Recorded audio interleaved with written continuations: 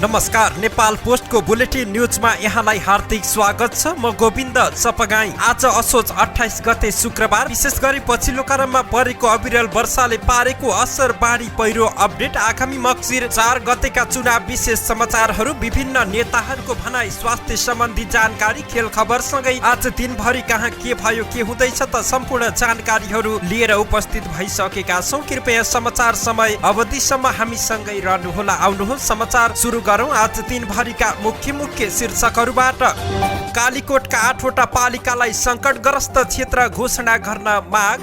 पूर्वी चितवनको जुस उद्योगमा आगलागी। सुनकोशी मरिन डाइभर्सन बहुउद्देश्यीय आयोजनाको टनेल खन्न सुरु। गुप्तचरबाट दलहरूको सुराकी गराउने निर्वाचन आयोगको तयारी। 10 वर्षपछि आफ्नो बाटो लाग्ने हो, मैले नयाँलाई ठाउँ दिनै पर्छ, गगन थापा।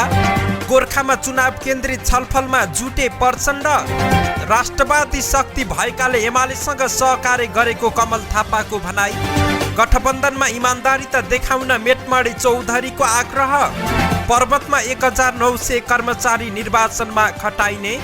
देशैभरको मौसम सुधार हुँदै अब ठुलो पानी नपर्ने। रङ्गशाला आउन नसके पनि घरबाटै खेलाडीलाई हेर्ने ओलीको सन्देश।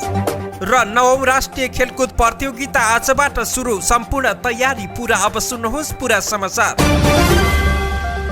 कालीकोटमा बाढी र पहिरोले सबैभन्दा धेरै क्षति पुर्याएका 8वटा गाउँपालिकालाई सङ्कटग्रस्त क्षेत्र घोषणा गर्न सङ्घीय सरकारसँग माग गरिएको छ। जिल्ला प्रशासन कार्यालयमा हिजो बिहिबार बसेको जिल्ला विपद व्यवस्थापन समितिको बैठकले कालीकोटका तिला गुफा, खाँडा चक्र, राजकोट नगरपालिका र महाबै, शुभकालिका, सान्नी, त्रिवेणी, पचाल, झरना र पालता गाउँपालिकाका केही बस्तीलाई सङ्कटग्रस्त क्षेत्र घोषणा गर्न माग गरिएको छ। साथै बैठक मार्फत सङ्घीय सरकारलाई राहत, उद्धार र पुनःस्थापनाका लागि अनुरोध समेत गरिएको छ। समितिको बैठकले विपद जोखिम न्यूनीकरण तथा व्यवस्थापन ऐन 2074 को दफा 32 को 1 बमोजिम जिल्लाका 8वटा पालिकालाई सङ्कटग्रस्त क्षेत्र घोषणा गर्न गृह मन्त्रालयमा सिफारिस गरी पठाइएको प्रमुख जिल्ला अधिकारी रामहरि शर्माले बताउनु भएको छ। बाढी र पहिरोले कालीकोटमा 5 जनाको ज्यान गएको छ भने 18 जना बेपत्ता भएका छन्। प्रमुख जिल्ला अधिकारी शर्माका अनुसार यहाँका 238 घरमा पूर्ण क्षति र 150 घरमा आंशिक रूपमा क्षति पुगेका छन्। यस्तै कर्णाली राजमार्ग र कर्णाली करिडोरका केही भागहरू नदीसँगै मिसिएका छन्। गएको असोज 19 गतेदेखि लगातार 5 दिनसम्म परेको अविरल वर्षापछि आएको बाढीले कर्णाली राजमार्ग अवरुद्ध रहेको छ। अहिले सडक खुलाउने काम भइरहेको प्रशासन कार्यालयले जानकारी दिएको छ।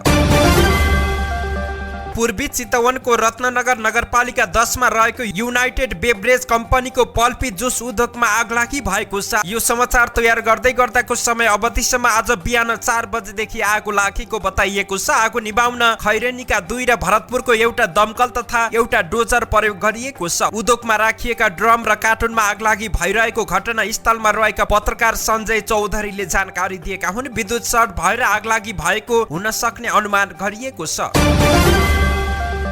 सिन्धुलीमा निर्माणाधीन सुनकोशी मरिन डाइभर्सन बहुउद्देश्यीय आयोजनाको टनेल खन्न आजबाट सुरु भएको छ। सुनकोशी मरिन डाइभर्सन परियोजनाले अटोमेटिक टनेल बोरिङ मेसिन टिबिएमबाट सुरुङ खन्न लागिएको छ। यो आयोजनाबाट मध्यतराईका धनुषा, महोत्तरी, सर्लाही, रौतहट र बाराका करिब 1,22,000 हेक्टर जमिनमा वर्षैभरि सिंचाई सुविधा पुग्ने र 31.7 मेगावाट बिजुली पनि उत्पादन हुने सिंचाई मन्त्री पम्फा भुसालको भनाइ रहेको छ। अमेरिकी कम्पनी रोबिन्सले बनाएको टिबिएम शुक्रबारदेखि मरिन खोला तर्फबाट सुरुङ खन्न सुरु गर्ने आयोजना प्रमुख मित्र बरारले जानकारी दिएका हुन्। यो ठ्याक्कै भरि बबई डाइभर्सन परियोजनामाथि प्रयोग भएको प्रविधि हो। उनका अनुसार टिबिएम मार्फत आधुनिक प्रविधि प्रयोग गरेर यो सुरुङ मार्ग समयमै खनिसक्ने लक्ष्य लिएका छन्।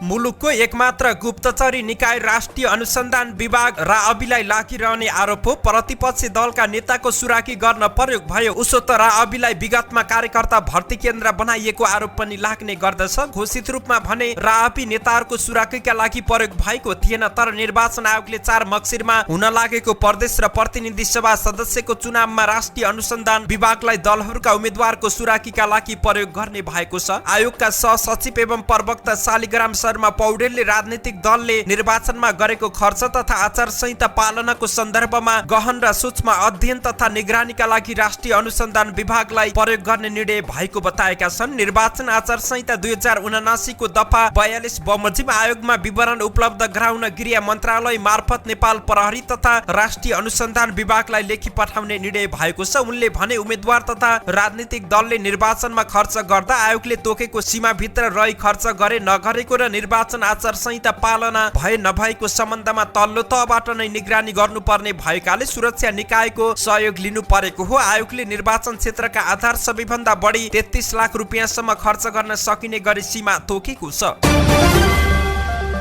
नेपाली कांग्रेसका महामन्त्री गगन थापाले आफूले अब 10 वर्षपछि नयाँ मान्छेलाई ठाउँ दिने प्रतिबद्धता सार्वजनिक गरेका छन्। उनले सामाजिक सञ्जाल मार्फत 10 वर्षपछि आफूले मोबाइल अफ गरेर आफ्नो बाटो लाग्ने पनि बताएका छन्। उनी अहिले काठमाडौँ 4 का उम्मेद्वार पनि हुन्। उनले सामाजिक सञ्जाल मार्फत भनेका छन्, म त अबको 10 वर्ष काम गर्छु, मरेर काम गर्छु, जति सक्दो गर्छु। ठ्याक्क 10 वर्षपछि मोबाइल स्विच अफ गर्ने हो, आफ्नो बाटो लाग्ने हो। मैले त नयाँ मान्छेलाई ठाउँ दिने हो। त्यति बेलासम्म यति खतरा नयाँ मान्छे आइसकेका हुन्छन्, हुनै पर्छ। उनीहरूले हामीले भन्दा राम्रो काम गर्नै पर्यो। हामीलाई भने बुढाहरूले रोकिरहेका छन्, गर्न दिएनन्, तर हामीले हात उठाएर हिँडेका छैनौँ, काम गरिरहेका छौँ, गगन थापाले लेखेका छन्।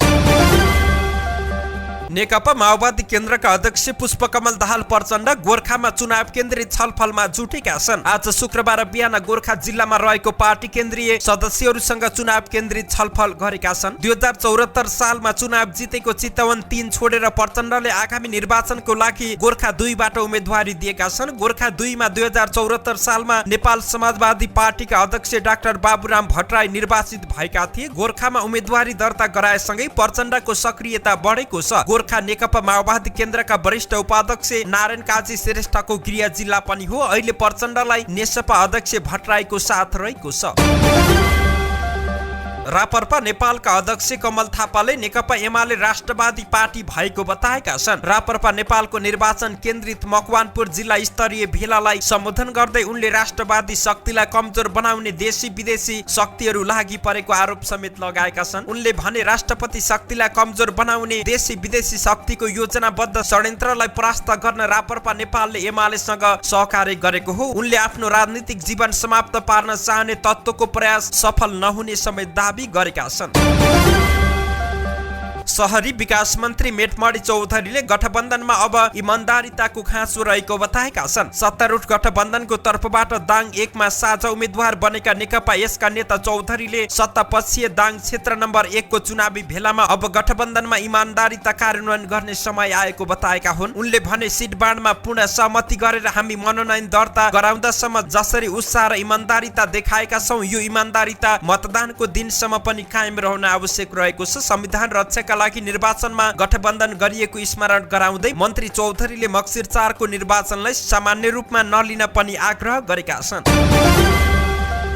आगामी मक्सिर 4 गते हुने प्रतिनिधि सभा र प्रदेश सभा सदस्य निर्वाचनमा पर्वतमा 1894 कर्मचारी खटाइने भएको छ। निर्वाचनका लागि जिल्लाभरका 74 स्थायी र 2 अस्थायी गरी 76 मतदान स्थल कायम गरिएको छ। निर्वाचनका लागि मतदान अधिकृत, सहायक मतदान अधिकृत, सहायक कर्मचारी, सहयोगी कर्मचारी, स्वयंसेवक लगायतका कर्मचारी खटाइने मुख्य निर्वाचन अधिकृतको कार्यालयले जानकारी दिएको छ। जिल्लाबाट 1184 र 10% जगेडा कर्मचारी गरी 1302 जना खटाइने भएको छ भने बाँकीलाई मतदान केन्द्रमा नियुक्ति गरिने भएको छ। जिल्ला निर्वाचन अधिकारी लच्छु शर्माका अनुसार प्रति मतदान केन्द्रमा 1 मतदान अधिकृत, 1 सहायक मतदान अधिकृत, 5 सहायक कर्मचारी, 1 सहयोगी कर्मचारी रहने पनि बताइएको छ।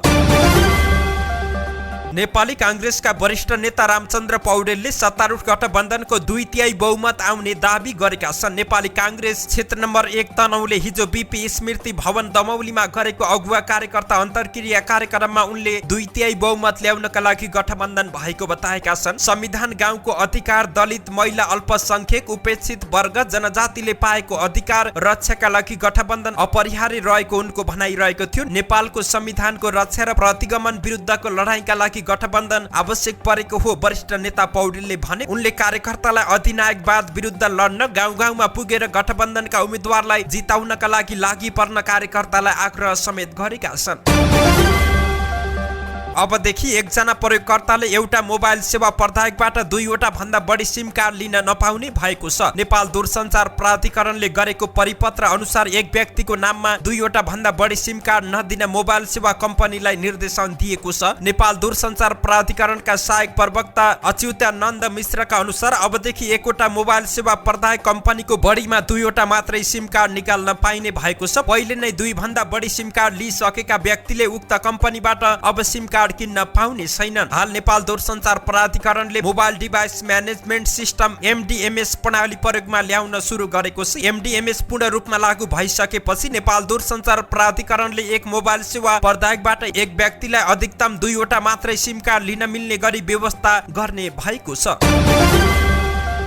सगरमाथा हेर्न सोलुखुम्बुको फाप्लु विमानस्थलमा हरेक दिन विदेशी पर्यटकको भिड लाग्ने गर्दछ। यति बेला नेपालका उच्च हिम श्रृङ्खला हेर्न विदेशी पर्यटक नेपाल आउने सिजन भएकाले अहिले नेपालको पर्यटन क्षेत्रमा चहल पहल देखिएको छ। यति बेला नेपालका उच्च हिम श्रृङ्खला सगरमाथा, कञ्चनजङ्घा, अन्नपूर्ण, मर्दी, गोसाइकुण्ड लगायत पर्यटकीय स्थान हेर्न हजारौं विदेशी पर्यटक नेपाल आइपुगेका छन्। विश्वको सर्वोच्च शिखर सगरमाथा हेर्न यति बेला विदेशी पर्यटक वाइ र गाडीको रुटबाट फाप्लु पुग्ने गरेका छन्। फाप्लुबाट पनि वाइ तथा गाडीको मार्ग हुँदै तथा पैदल हिँडेर सगरमाथाको आधार शिविर काला पत्थर पुग्ने गरेका छन्। अहिले फाप्लुमा दैनिक सयौंको संख्यामा सगरमाथा हेर्न आउने र हेरेर फर्किने विदेशी पर्यटकको जमघट देखिएको छ। दैनिक सयौंको संख्यामा घुम्न आउने विदेशी पर्यटकका कारण त्यस क्षेत्रमा होटल व्यवसायमा खुसी छाएको छ।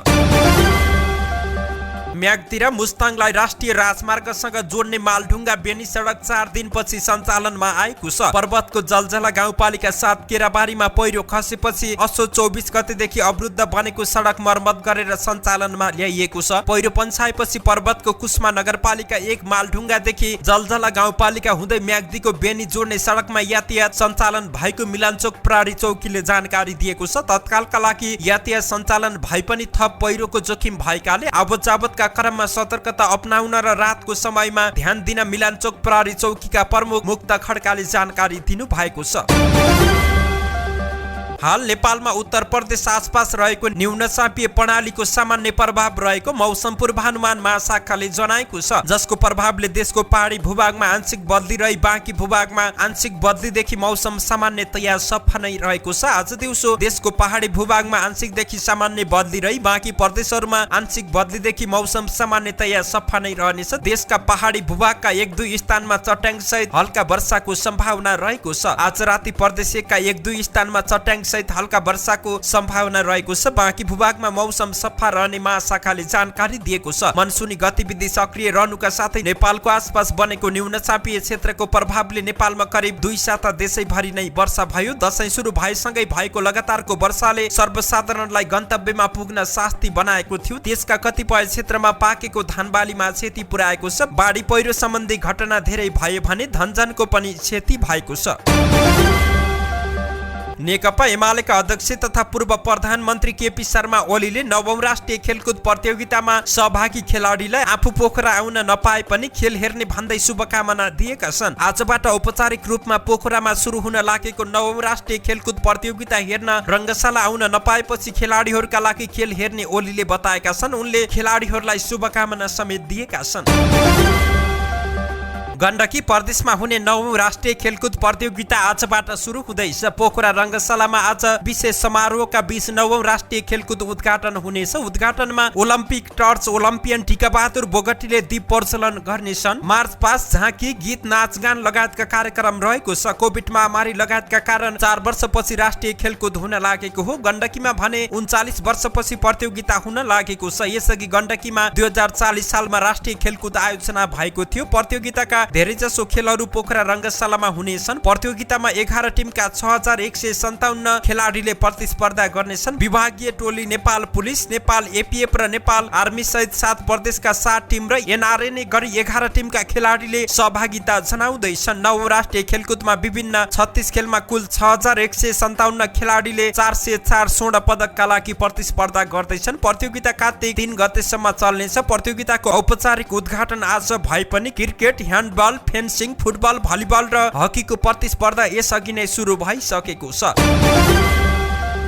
धन्यवाद। यस्तै ताजा समाचारको लागि नेपाल पोस्ट हेर्दै गर्नुहोला।